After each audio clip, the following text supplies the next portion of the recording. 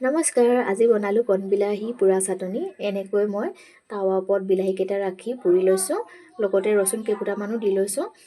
এতিয়া পিঁয়াজ, জলকীয়া, ধনিয়া মিহি মিহিকৈ কাটি লৈছোঁ। ইয়াতে মই আদা নাই দিয়া।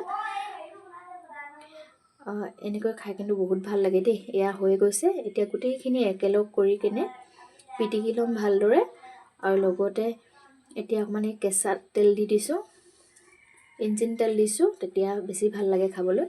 নিমখ অকণমানো দি লৈছোঁ। এতিয়া আটাইখিনি ভালদৰে মই পিটিকি ল'ম।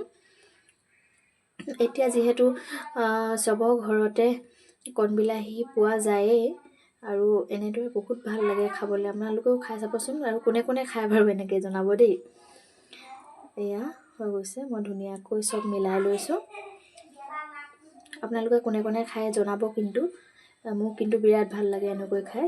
এতিয়া ভাতৰ লগত আৰু ইয়াৰ অকণমান বনাই ল'লে বুলিলে আৰু মাছ মাংসলৈ মনতে নপৰে দেই। এইখিনি এতিয়া ভাতৰ লগত খাম। ধন্যবাদ।